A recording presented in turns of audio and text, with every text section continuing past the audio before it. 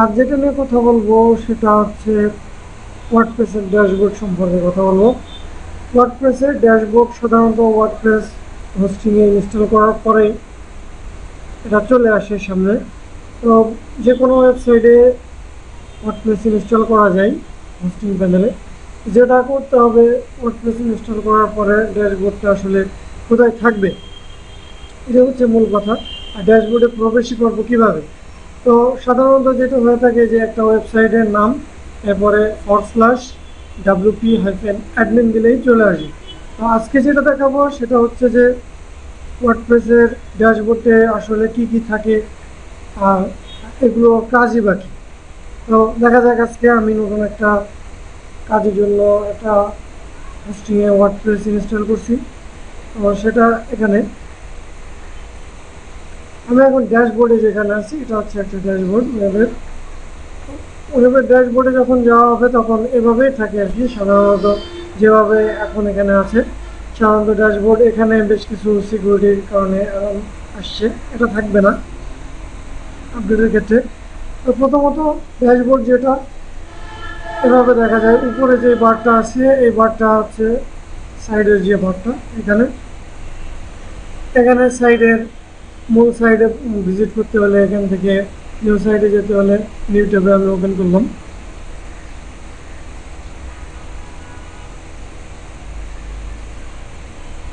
সাইডটা এখানে সাধারণত সাদামাটাভাবে আমি দিয়ে রাখছি। এরপরে যেটা আছে যে সাইডের এখানে থাকে কমেন্টস। যদি কোনো ব্যক্তি বা কোনো ভিজিটার যদি ওয়েবে আসে, ওয়েবে আসার পরে তারা যদি কোনো পেজে কমেন্ট করে কিংবা কোনো পোস্টে কমেন্ট করে, তাহলে সেই কমেন্টগুলো ড্যাশবোর্ডের এখানে থাকে সরাসরি। এরপরে যেটা নিউ প্লাস বাটন রয়েছে, এখানে 4টা অপশন আছে। এর ভিতরে প্রথমটা পোস্ট, মিডিয়া, পেজ, ইউজার। তো এই 4টা পরে দেখাবো। এটা একটা অ্যাডিশনাল অপশান, এটা ব্যাকআপের ক্ষেত্রে, আর এটা এসইওর ক্ষেত্রে। এটা প্লাগইনস ইনস্টল না করলে এই দুটো অপশান পাওয়া যাবে না। তো এখানে যেটা আছে বাদবাকিগুলো এখানে দেখাবো। হোমে এখানে অনেক কিছুই থাকে। এখানে যেগুলো আমরা হোমের ভিতরে রাখবো সেগুলো এখানে থাকবে, আর যেগুলো রাখবো না সেগুলো এই অবস্থাতে থাকবে। এখন পুরোপুরি ড্যাশবোর্ড সাদা হয়ে আছে, কারণ আমি স্ক্রিন অপশন থেকে এগুলো সরিয়ে দিচ্ছি। অ্যাট এ গ্লান্স আমরা দিতে পারি অ্যাট এ গ্লান্স ড্যাশবোর্ডে কী কী আছে। এরপর আছে অ্যাক্টিভিটি, আমাদের অ্যাক্টিভিটিগুলো কী কী, এখানে কী কী আছে অ্যাক্টিভিটিতে। এরপরে আমরা সাধারণত কুইক ড্রাফট, এখানে আমরা যদি সাধারণত কিছু লিখতে চাই তাড়াতাড়ি লিখে এটা ড্রাফট হিসেবে সেভ করে রাখলাম সময়ের কারণে। আর যদি সময় থাকে তাহলে পুরোপুরি লিখব। তো এটা হচ্ছে ড্যাশবোর্ড। ড্যাশবোর্ডে আরও অনেক অ্যাডিশনাল অপশন আছে এখানে রাখার জন্য।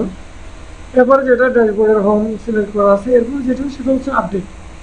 এই আপডেটের ক্ষেত্রে দুইটা বিষয় সবথেকে বেশি লক্ষণীয় থাকে, যে আপডেটটা হয় প্লাগইনস, প্রথমত প্লাগইনস, দ্বিতীয়ত থিমস, আর তৃতীয়ত যেটা সেটা হচ্ছে ওয়ার্ডপ্রেসের মূল আপডেট। ওয়ার্ডপ্রেসটা যখন হায়ার ভার্সনগুলো আসে, এখন বর্তমান যে ভার্সনটা আছে ওয়ার্ডপ্রেসের 4.1 ভার্সন, এটা অলরেডি ইনস্টল করা আছে, এখানে দেখা যাচ্ছে নিচেই। তো এখান থেকে দেখলেই বোঝা যাবে এই 3টা অপশান এখানে থাকে আপডেটের ক্ষেত্রে। এরপরে সাধারণত যেগুলো থাকে সেটা হচ্ছে পোস্ট আর পেজ, এই দুইটার ভিতরে পার্থক্য আছে। অনেকেই এটা বোঝে না বুঝে, কিংবা অনেকের এর ভিতরে সমস্যা হয়ে থাকে যে পোস্ট এবং পেজের ভিতরে তারা গুলায় ফেলে আর কি, যে কোনটা পেজ আর কোনটা পোস্ট। তো পোস্ট হচ্ছে সাধারণ পোস্ট, আমরা যেগুলো ফেসবুকে দিয়ে থাকি এগুলো পোস্ট বলে। আর পেজ হচ্ছে যে এক একটা পেজ, এখানে যে পেজগুলো আমি দেখছি এগুলোই হচ্ছে পেজ। এখানে অপশনে মেনুতে যেগুলো আছে, মেনুতে যেগুলো থাকবে সেগুলোই পেজ হিসেবে কাউন্ট করা হবে। আর এমনিতে পোস্ট হিসেবে সাধারণত একটা পোস্ট হিসেবে যদি কোনো কিছু লেখা থাকে তাহলে পোস্ট। তো এটা হচ্ছে এখানে যেটা আছে অল পোস্ট। এখন আমি যদি অল পোস্টে ক্লিক করি, পোস্ট থেকে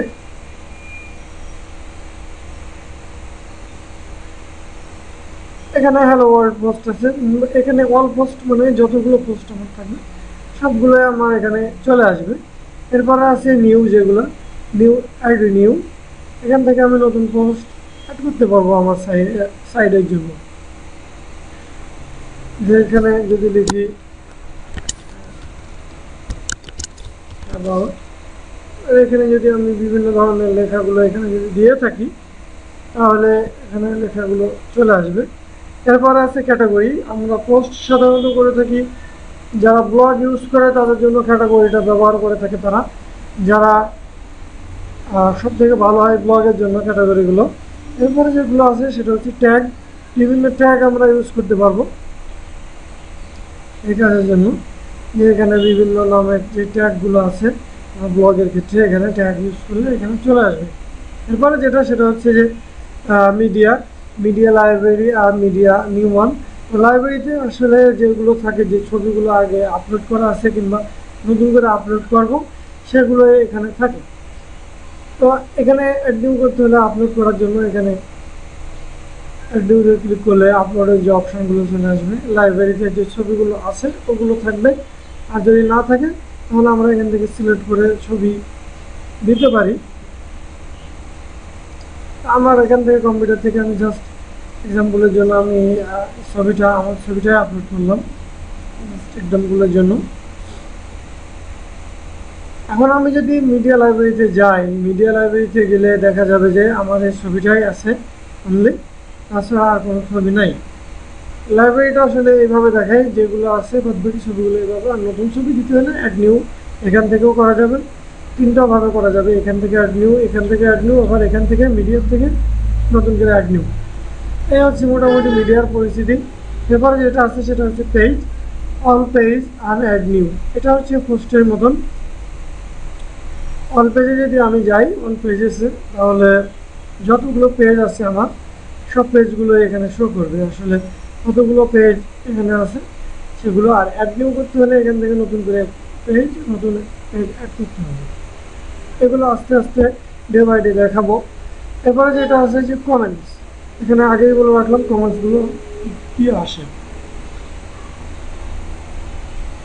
এরপরে যেটা সব থেকে গুরুত্বপূর্ণ সেটা হচ্ছে অ্যাপিয়ারেন্স। একটা ওয়ার্ডপ্রেস সাইটের জন্য অ্যাপিয়ারেন্স হচ্ছে সব থেকে গুরুত্বপূর্ণ একটা জিনিস, যে আসলে অ্যাপিয়ারেন্সটা কী হিসাবে কাজ করে। তো অ্যাপিয়ারেন্সের ভিতরে অনেক কিছুই থাকে, যার ভিতরে রয়েছে থিম। এখানে থিম, ওয়ার্ডপ্রেসে থিম আপলোড করতে হলে থিমগুলো এখান থেকে লাগে, আর থিমগুলো আমরা করবো, থিমটা দেখাবো আজকে। আসলে থিমটা দেখানোর ইচ্ছা আছে। এরপরে বাদ বাকি যে কাস্টমাইজ, থিমগুলো কাস্টমাইজ করার জন্য। এরপরে উইজেট, যে এই পাশে যে পেজের ইয়েগুলো আছে ওয়েবসাইটে, এগুলোকে আমরা উইজেট বলে থাকি, ওয়ার্ডপ্রেসে এগুলোকে উইজেট বলে। এরপরে যেগুলো আছে মেনু, এখানে যে মেনু যে অপশানটা রয়েছে, এই মেনু যে লেখাগুলো আছে, মেনুগুলো তৈরি করার জন্য এখানে মেনু অপশানটা কাজ করে আর কি। মেনু তৈরি করে। এরপর আছে হেডার, ওয়েবসাইটের হেডারে আসলে কি কি থাকবে সেটা ডিসাইড করে এখান থেকে অ্যাপিয়ারেন্স থেকে হেডারে। এরপরে ব্যাকগ্রাউন্ড, এখানে ব্যাকগ্রাউন্ড হিসেবে এই ছবিটা দেখা যাচ্ছে পাতার যে ছবিগুলো, ওরাও পিছনের ব্যাকগ্রাউন্ডগুলো আমরা চেঞ্জ করতে পারি। এরপরে যে বিষয়টা আছে সেটা থিম অপশান।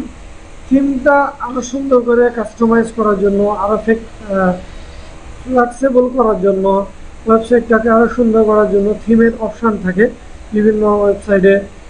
বিভিন্ন থিমের জন্য এটা থাকে। তো থিম অপশানটা আসলে থিমটাকে সুন্দর করার জন্য থাকে। এরপরে এডিটরে যেটা থাকে মূলত সেটা কোড এডিট করার জন্য, যেরকম HTML, CSS কিংবা PHPর যে কোডিংগুলো কিংবা জাভা স্ক্রিপ্টের যে কোডিংগুলো, সেই কোডিংগুলো এখান থেকে অ্যাড করার জন্য কোডিংগুলো এখান থেকে ব্যবহার করা হয় এডিটরের মাধ্যমে এডিট করার জন্য। এরপরে হচ্ছে প্লাগইনস হচ্ছে একটা ওয়ার্ডপ্রেস সাইটের জন্য একটা গুরুত্বপূর্ণ একটা অপশান, কারণ প্লাগইনসটা থাকলে সুবিধা হয় সাইটটাকে আরও খুব সুন্দর করে সাজানোর জন্য। তো প্লাগইনসের আসলে দেখা যাক যে প্লাগইনস আসলে প্রথমে যেটা আছে সেটা হচ্ছে ইনস্টল প্লাগইনসটা তখন থেকে যখন একটা ওয়েবসাইটে যতগুলো প্লাগইনস আছে, ইনস্টল প্লাগইনসে ক্লিক করলে প্লাগইনসগুলো ইনস্টল করার যে প্লাগইনসগুলো আছে সেগুলো আমাদের সামনে ভিজিবল হবে। আসলে একটা সাইডে কতগুলো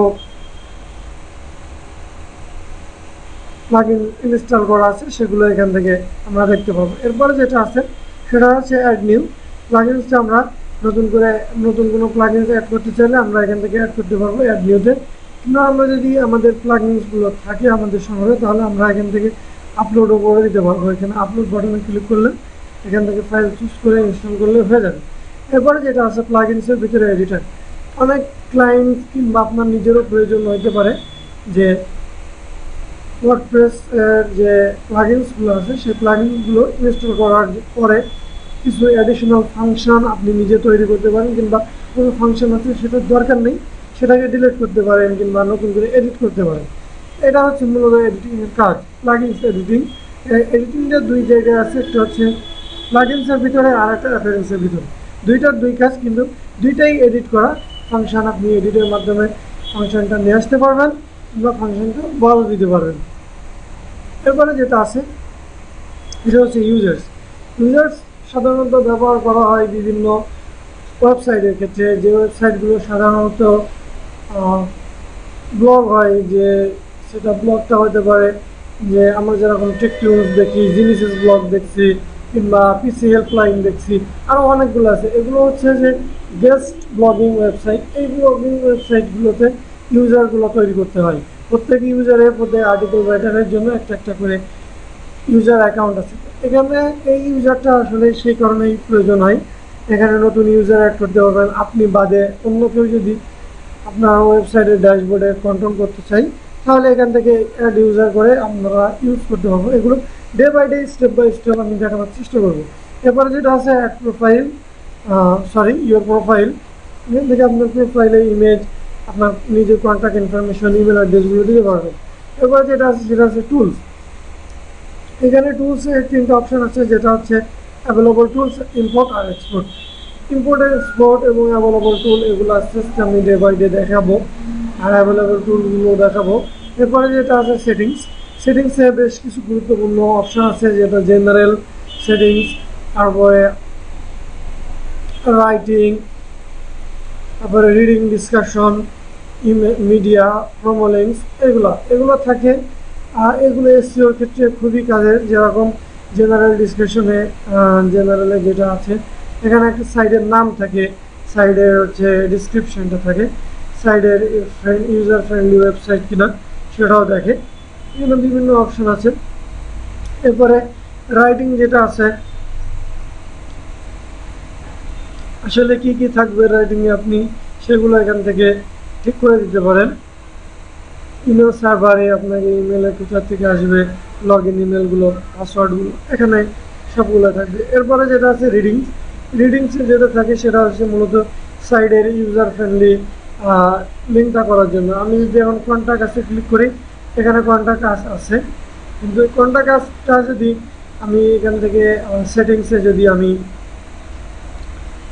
সেটিংসে না, ওটা হচ্ছে প্রোমো লিঙ্কসে। তো সেটিংসে আছে যে আসলে ওয়েবসাইট অন হইলে আসলে কোনটা আগে আসবে, কোনো পেজ আসবে, স্ট্যাটিক্স পেজ আসবে না কোনো পোস্ট আসবে, সেটা সেটিংস থেকে নির্ধারণ করে দিতে হয়। এরপরে যেটা আছে যে ডিসকাশনে অনেকগুলো অপশন আছে, যেগুলো ডে বাই ডে আসলে দেখাবো।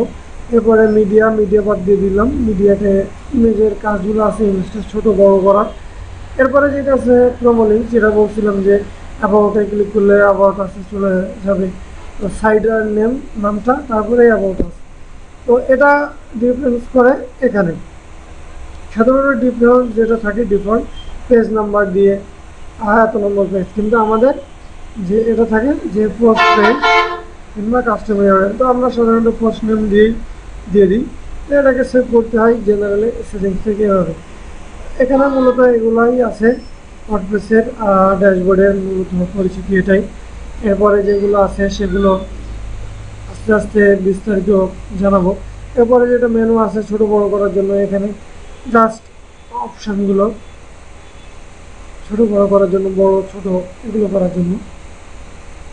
আসলে এটা ছোট করলে নামগুলো থাকে না, শুধু ছবিগুলাই থাকে এটা। এরপরে যেটা আছে যে এখান থেকে উপরে দিকে এখানে সাইডের নেম, আপনার প্রোফাইল, এখানে যে প্রোফাইল আছে এখান থেকে লগ আউট করা মানে আপনি ওয়ার্ডপ্রেসের ড্যাশবোর্ড থেকে লগ আউট করছেন, আবার আপনার ইউজার নেম পাসওয়ার্ড দেওয়ার পরে আপনি ওয়ার্ডপ্রেসে প্রবেশ করতে পারবেন। আর এখানে যদি লগ আউট না করেন তাহলে এটা থেকে যাবে, আপনাকে বারবার আর লগ ইন করতে হবে না।